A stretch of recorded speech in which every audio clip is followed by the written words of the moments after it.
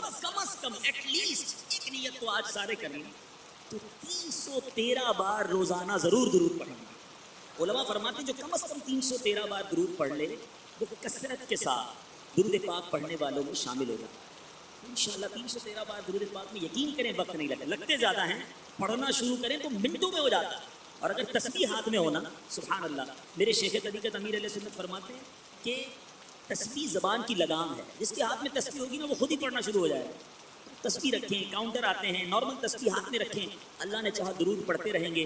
اور ہمارا مدنی انعام بھی تو ہے نا، امیر علیہ سنت نے جو ہمیں پیارے پیارے 72 مدنی انعامات عطا فرمائے ہیں، اس میں مدنی انعام بھی تو ہے کہ کیا آج آپ نے کم از کم 313 مرتبہ درود پڑھ لیا، تو اپنا معمول بنا لیں گے انشاءاللہ تو بیڑا پار ہو جائے۔ میرے میٹھے میٹھے اسلامی بھائیوں، آج جو بیان کا موضوع ہے وہ بڑا ریلیونٹ ہے ہم سب کے لیے، بڑا جس کو آپ کہیں کہ ہم سب کے لیے بڑا ضروری ہے، اور یہ ایسا موضوع ہے کہ جس پر ہم سب کی توجہ بھی بہت ضروری ہے، چاہے اسلامی بھائی ہوں، چاہے اسلامی بہنیں ہوں، چاہے مدنی منع ہوں، چاہے بڑے ہوں، ہر کسی کو اس ٹاپک پر، اس موضوع پر توجہ دینا بڑا ضروری ہے۔ موضوع کیا ہے؟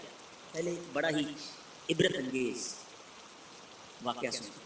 شیخ طریقت امیر اہل سنت بانی دعوت اسلامی حضرت علامہ مولانا محمد الیاس عطار قادری رضوی ضیائی دعوت برکاتہ العالیہ اپنی مایا ناز تصنیف نیکی کی دعوت کے صفحہ نمبر 290 پر فرماتے ہیں، پنجاب پاکستان کے ایک محلے میں ایک عجیب و غریب بدبو محسوس ہونے لگی، بیڈ اسمیل، بری بو۔ محلے والے پریشان ہو گئے کہ بدبو کہاں سے آ رہی ہے، اتنی گندگی تو نہیں ہے محلے میں لیکن عجیب سی بو تھی۔ بڑا ڈھونڈا، پتہ چلا کہ ایک گھر بند ہے اور اس گھر سے یہ عجیب سی بدبو آ رہی ہے۔ پولیس کو اطلاع دی گئی، پولیس والوں نے لوگوں کی موجودگی میں اس کا تالا توڑا، اس گھر میں داخل ہو گئے۔ جب گھر میں داخل ہوئے تو سب کے رونگٹے کھڑے ہو گئے۔ عجیب و غریب دہشتناک منظر سامنے تھا کہ وہاں چارپائی پر ایک نوجوان آدمی کی لاش پڑی ہوئی تھی اور اس کے بعض حصے گل سڑ چکے تھے اور ان میں کیڑے رینگ رہے، یعنی اس کی لاش کے اندر کیڑے رینگ رہے۔ منظر دیکھ کر بچوں سمیت کئی افراد تو بے ہوش ہو گئے، دیکھ ہی نہیں سکے یہ منظر۔ اب تحقیق کی تو پتہ چلا کہ یہ نوجوان محنت مزدوری کرنے کے لیے اس علاقے میں آیا، کرائے کے مکان میں رہائش پذیر تھا اور بعض جواریوں سے اس کی دوستی تھی، جوا کھیلنے والوں سے۔ ایک دن یہ نوجوان اپنے دوستوں سے جوئے میں بہت ساری رقم جیت گئے۔ اب ہارے ہوئے جواری نے دیکھا کہ اتنے سارے پیسے جیت گیا ہے تو اپنی رقم اس سے واپس لینے کے لیے، اس کو رقم لوٹنے کے لیے اس کے گلے میں پھندا ڈالا، پھندے کو کسا، بجلی کے کرنٹ لگائے اور آخر کار اپنے اس دوست کو قتل کر دیا، موت کے گھاٹ اتار دیا اور اس کی لاش کو ایسے ہی گھر میں چھوڑ کر باہر تالا لگا کر فرار ہو گئے اور پھر اس کی لاش گل سڑ گئی۔ سوچئے میرے میٹھے سے کیسا دہشتناک واقعہ۔ اللہ مجھے اور آپ کو بری موت سے بچائے، ایمان والی، عافیت والی۔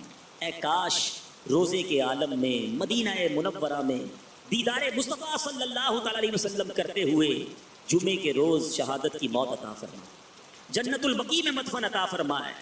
لیکن میرے میٹھے اسلامی بھائی، اس واقعے سے سیکھنے کو کیا ملا؟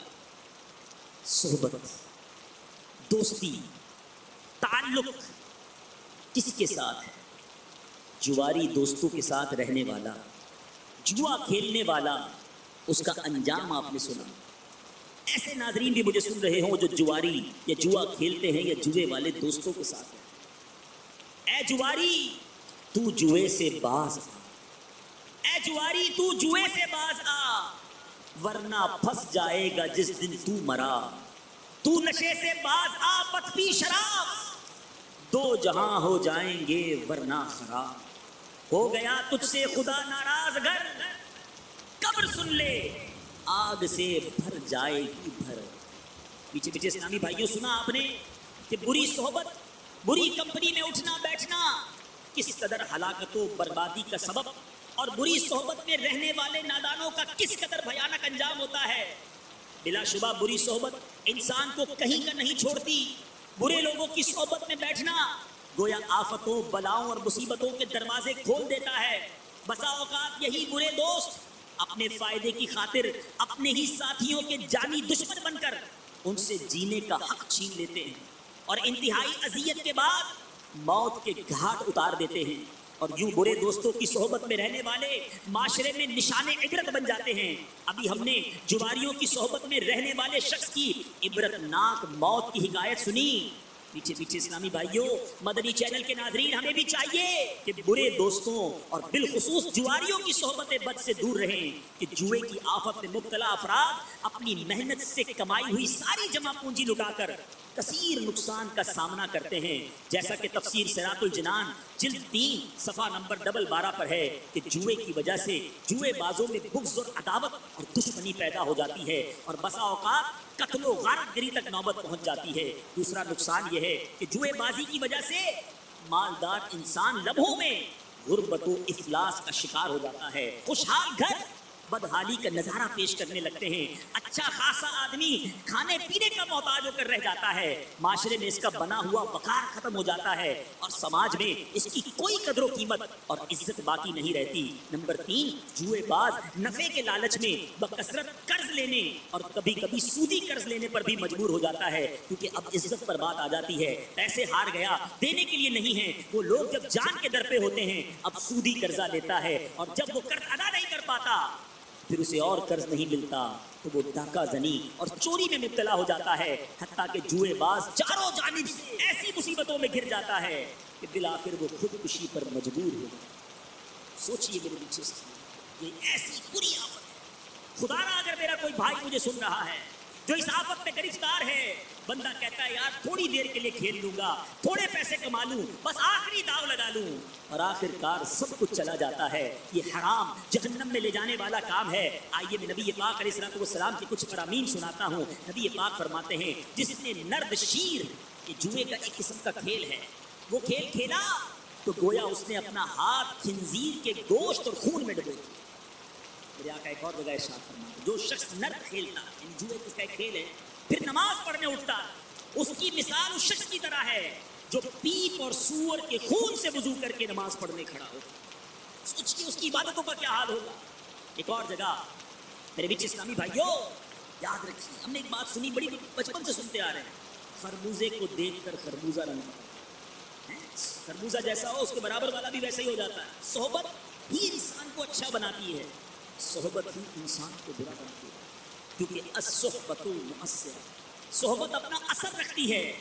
اے میرے بیچ اسلامی بھائیوں، اگر کوئی اچھوں کے ساتھ بیٹھنے لگ جائے تو اچھا ہونے لگتا ہے۔ نمازیوں کے ساتھ بیٹھنے والا تھوڑے دنوں میں نماز پڑھتا ہوا نظر آتا ہے، لیکن جواریوں، شرابیوں، برائیوں کے اڈوں پر جانے والا، لوگ کہتے ہیں یار میں نہیں کھیلتا، میں جوا نہیں کھیلتا، میں دوست کھیلتے ہیں ایسے بیٹھتا ہوں، کمپنی دیتے ہیں، میں شراب نہیں پیتا، لیکن بس دوستوں کی عادت ہے، کوئی سگریٹ میں ملا کر کچھ پی رہا ہوتا ہے، کوئی شراب پی رہا ہوتا ہے، میں صرف ایسے ہی بیٹھتا ہوں، میں چائے پیتا ہوں۔ آج چائے پی رہے ہو، تھوڑے دنوں کے بعد تم بھی نشہ کر رہے ہو۔ میں ایک سوال کرتا ہوں، جتنے ایسے مجھے ناظرین سن رہے ہیں جو پان کھاتے ہیں، چاہے تمباکو والا پان کھاتے ہوں یا گٹکا کھاتے ہوں یا سگریٹ پیتے ہوں، میں آپ سے پوچھتا ہوں کیا آپ کے امی ابو نے پہلے دن لا کر گٹکا کھلایا تھا کہ بیٹا یہ آج میں نے بریانی بھی بڑی اچھی بنائی ہے اور آپ کے لیے 2 پیکٹ گٹکے کے بھی ابو لائے ہیں؟ ایسا تو کبھی نہیں ہوا ہوگا نا، کہ آج بیٹے ابا نے کہا بیٹا آج بہت زبردست کام کیا، لو بیٹا یہ سگریٹ کا پیکٹ، چلو سگریٹ پیو۔ نہیں، یہ کدھر سے لگی عادت؟ ہم کسی ایسے دوست سے ملے جس کی چھالیا کی عادت، جس کی پان کی عادت تھی، دوستوں میں بیٹھتے بیٹھتے کسی کی گٹکے کی عادت، اس نے لگائی عادت۔ اب ہزاروں ہزار روپے، میں ایسے لوگوں کو جانتا ہوں جو شاید مہینے کے 15,000 کماتے ہوں گے، 20,000 کماتے ہوں گے، مگر آدھے پیسے پان، گٹکے اور سگریٹ میں چلے جاتے ہیں۔ حساب کریں نا، اگر اپنی زندگی میں نے کتنی سگریٹ، پان اور یہ گٹکے یہ چیزیں کھائیں، میں نشے کی تو بات ہی نہیں کر رہا، اب غور کریں تو شاید لاکھوں لاکھ روپے اس پر خرچ ہو چکی، اور صحت الگ برباد، منہ ایسا، مجھے بتائیں جس کے منہ میں گٹکا، پان، دانت لال ہوتے ہیں، کیا وہ کسی مہذب جگہ پر جا کر بیٹھ سکتا ہے؟ کسی عالم دین کے ساتھ گفتگو کرتے ہوئے اس کو کیا حال ہوتا ہو؟ اب سوچیں، آپ نے اپنا وقار، اپنا چہرہ، اپنی خوبصورتی، اللہ نے جو نعمت دی تھی، خود ہی برباد کر رہے ہو، اور پھر اس کی کانسیکوینسز، اس کے بعد جو پرابلمز ہوتے ہیں کہ سگریٹ کی وجہ سے جس کی پھیپھڑے خراب، کینسر کی طرف بندہ جاتا ہے، شوگر ہو جاتی ہے۔ اب چہرے کئی لوگوں کے گٹکے رکھ رکھ کے، ایسے بھی گٹکے کھانے والے ہیں جو رات منہ میں گٹکا رکھ کر سوتے، نیند نہیں آتی۔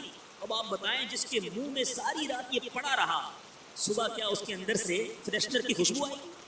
اسی میں کیڑے پڑ جاتے ہیں۔ خدارا میں ہاتھ جوڑتا ہوں، آپ کا بھائی ہوں، آپ کو مشکل ہوگی میں جانتا ہوں، اچھا کئی لوگ سمجھتے بھی ہیں کیسے چھوڑے، اس سے پہلے کہ ڈاکٹر چھڑوائیں آپ خود چھوڑ دیں۔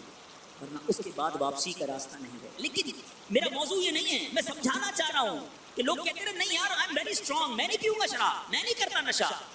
آپ نے دوستوں کے کہنے پر تو سگریٹ شروع کی نا, انہی کے ساتھ بیٹھ کر تو آپ نے یہ گٹکے اور پان شروع کیے. یہی چیز آگے کنورٹ ہوتی ہے. خربوزے کو دیکھ کر خربوزہ رنگ پکڑتا ہے. میرے میٹھے اسلامی بھائیوں, خدا را ہمیں دوست بناتے وقت سلیکشن کرنی چاہیے. ایک سوال کر رہا ہوں آپ کو, میں کہوں کہ جناب آپ نے ایک علاقے میں جانا ہے, وہ بڑے خطرناک سانپ ہیں. میں نے نہیں جانا. بہت سارے میں ایسے بھی لوگوں کو جانتا ہوں کہ جو رات کو جب گھر جاتے ہیں نا تو ان کے گھر کے باہر کتے ہوتے ہیں, تو وہ بعض اوقات رات کو دیر سے گھر سے نکلتے ہی نہیں یار, باہر کتے ہیں وہ کاٹ لیں گے تو اتنا گھبراتے ہو آپ. جانوروں سے, کیڑوں سے, مکوڑوں سے, چھپکلیوں سے جان کو تکلیف ہو سکتی ہے. مگر اگر بری دوستی مل گئی اور وہ ایمان برباد کر گئی, اس پر کوئی سلیکشن نہیں, اس پر کوئی چیکنگ نہیں کہ کس کو دوست بناؤں, کس کی صحبت اپناؤں.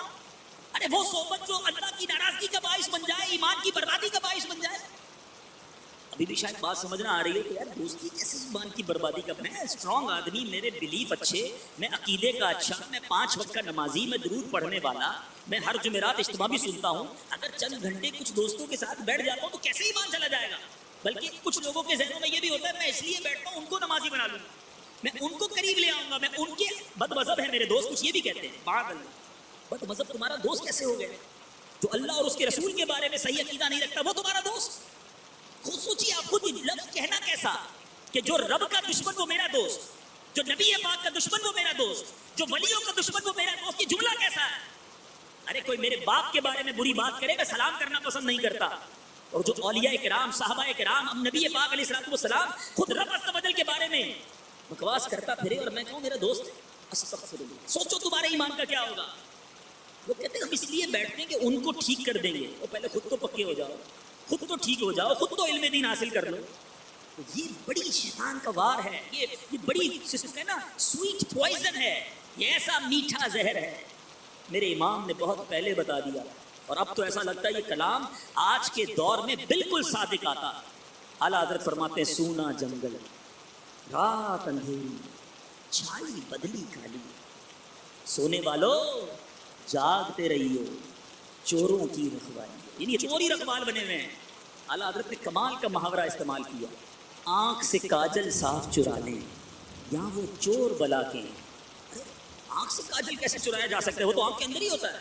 اور میں نہیں, ایسے بھی چور آئیں گے. ایسا بھی دور آیا, دین کا نام لے کر, مذہب کا نام لے کر, قرآن کا نام لے کر, حدیث کا نام لے کر, درس قرآن کا نام لے کر بڑے بڑے اسٹائل کے ساتھ آئیں گے. تمہارا ایمان ہی تم سے لے کے چلے جائیں.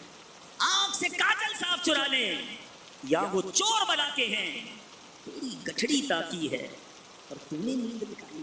ایسے وقت پہ سوئے ہوئے ہو, ایمان چرانے والے آ گئے. اگر آج کسی کو خیال ہی نہیں, میرے بیچ اسلامی بھائیوں سنو, میں کچھ نبی پاک کے فرامین سناتا ہوں. اے ہر کسی کو دوست بنانے والوں, اے ہر طرح کی صحبت میں اٹھنے بیٹھنے والوں سنو. امیر المومنین سیدنا فاروق اعظم رضی اللہ تعالیٰ عنہ فرماتے ہیں ایسی چیز میں نہ پڑو جو تمہارے لیے مفید نہ ہو, اور دشمن سے الگ رہو اور دوست سے بچتے رہو, مگر جب کہ وہ امین ہو کہ امین کے برابر کوئی نہیں, اور فاجر گناہگار کے ساتھ نہ رہو کہ وہ تمہیں گناہ سکھائے گا, اور اس کے سامنے راز کی بات نہ کہو, اور اپنے کام میں ان سے مشورہ لو جو اللہ سے ڈرتے. گناہگار تو گناہ ہی سکھائے گا نا. ایسے بھی دوست ہوتے ہیں جب بری گیدرنگ ہو, بندہ اجتماع میں آ کر بیان سن کر نمازی بن جائے نا تو مذاق اڑاتے ہیں, ارے بھائی مولوی بن گیا ہے, جمعہ پڑھتے ہیں نا ٹھیک ہے بس بہت ہے, کیا ظہر بھی پڑھنی, عصر بھی پڑھنی, مغرب بھی پڑھنی, بیٹھ بھائی بعد میں پڑھ لینا نماز. ایسے دوست جو مجھے نماز سے روکے, جو مجھے نماز کی فرضیت جو اہم ترین فرض ہے اس سے روکے. سوچ, مولا علی کرم اللہ تعالی وجہ الکریم کا شاندار فرمان ہے, کھلے عام گناہ کرنے والے سے یعنی فاجر سے بھائی بندی نہ کرو کہ وہ اپنے فعل تمہارے سامنے بنا سوا کر مزین کر کے پیش کرے گا, اور چاہے گا تم بھی اس جیسے بن جاؤ, اور اپنی بدترین خصلت کو اچھا کر کے دکھائے گا. تمہارے پاس اس کا آنا جانا عیب اور ننگ یعنی باعث شرم ہے, اور احمق سے بھی بھائی چارہ نہ کرو. بے وقوف سے بھی دوستی نہیں ہونی چاہیے, وہ اپنے آپ کو مشقت میں ڈال دے گا اور تمہیں کچھ نفع نہیں پہنچائے گا. اور کبھی یہ ہو سکتا ہے کہ تمہیں نفع پہنچانا چاہے گا مگر پھر بھی تمہارا نقصان ہی کر دے گا. اس کی خاموشی بولنے سے بہتر ہے, اس کی دوری نزدیکی سے بہتر ہے, اور اس کی موت زندگی سے بہتر